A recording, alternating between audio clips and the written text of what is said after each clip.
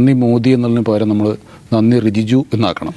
കാരണം അവിടുത്തെ ആ മുനമ്പൻ നിവാസികളെ ഏറ്റവും ചുരുങ്ങിയത് അവരുടെ ചെവിയെങ്കിലും തുറക്കാൻ കാരണമായി. കാരണം ഈ പറയുന്ന ഔട്ട് ഓഫ് ഫോക്കസിലടക്കം പ്രതിപക്ഷ നേതാക്കളടക്കം പാർലമെൻറ്റിൽ ഹൈബി ഈഡനടക്കം അങ്ങനെ എല്ലാവരും ഈ നിയമം കൊണ്ട് മുനമ്പം പ്രശ്നം പരിഹരിക്കപ്പെടില്ല എന്ന് വിളിച്ചു പറഞ്ഞിരുന്നു. പക്ഷെ അതൊന്നും കേൾക്കാൻ ഇവർ തയ്യാറായിരുന്നില്ല. അവർക്ക് ആകെ വിശ്വാസം BJPയെയും നരേന്ദ്രമോദിയെയുമായിരുന്നു. പക്ഷേ ആ വിശ്വാസമെല്ലാം ഇന്നലെ ഇദ്ദേഹത്തിൻ്റെ വാക്കുകൾ കൊണ്ട് ഇല്ലാതായി. അദ്ദേഹത്തിൽ നിന്ന് ആ സത്യം അവർ കേട്ടു എന്നുള്ളതാണ്. അപ്പോൾ അതുകൊണ്ട് തന്നെ ആ പരിപാടിക്ക് നന്ദി റിജിജു എന്ന് തന്നെയാണ് പേര് കൊടുക്കേണ്ടത്. വളരെ കൃത്യമായി അദ്ദേഹം പറഞ്ഞു, ഇത് ഈ ഒരു നിയമം കൊണ്ട് മാത്രം പരിഹരിക്കാനാവില്ല.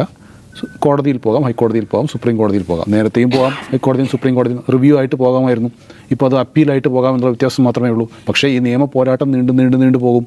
മുൻപത്തെ പ്രശ്നം പരിഹരിക്കപ്പെടുകയുമില്ല. അങ്ങനെയുള്ളൊരവസ്ഥയിലേക്ക് എത്തിപ്പെടുമെന്ന് ഇവർ ഒരിക്കലും പ്രതീക്ഷിച്ചില്ല. ഇത് നേരത്തേതിൽ നിന്ന് വിഭിന്നമായി ഒന്നും സംഭവിക്കില്ല എന്നവർക്ക് ഇപ്പോൾ ബോധ്യമായിരിക്കുന്നു. അതുകൊണ്ടാണ് ഈ മന്ത്രിയുടെ വാർത്താസമ്മേളനം കഴിഞ്ഞ ഉടൻ തന്നെ സമരസമിതിയിലെ നേതാവ് നമ്മളടക്കമുള്ള മാധ്യമങ്ങളോട് ഫോണിൽ പ്രതികരിച്ചത്. അതുകൊണ്ടാണ് ഇവ ഞങ്ങൾ പറ്റിക്കപ്പെടുകയാണോ എന്നുള്ള ആശങ്ക അവർ പങ്കുവച്ചു. ഇദ്ദേഹം പിന്നീട് മുനമ്പത്ത് സന്ദർശിച്ച ശേഷവും അവർ പ്രതികരിച്ചു. അപ്പോഴും അവർ ഈ ആശങ്കയാണ് പറഞ്ഞത്. നമ്മൾ മനസ്സിലാക്കേണ്ടത് BJP ഇതുകൊണ്ട് ലക്ഷ്യമിടുന്നത് എന്താണെന്ന് കൃത്യമായിട്ട് നമുക്കറിയാം. വഖഫ് സ്വത്തുക്കൾ എങ്ങനെ കൈവശപ്പെടുത്താം എന്നുള്ളതിൻ്റെ റിസർച്ച് നടത്തിയതിന് ശേഷമാണ് അവർ ഈ നിയമത്തിലേക്ക് എത്തിപ്പെട്ടത്.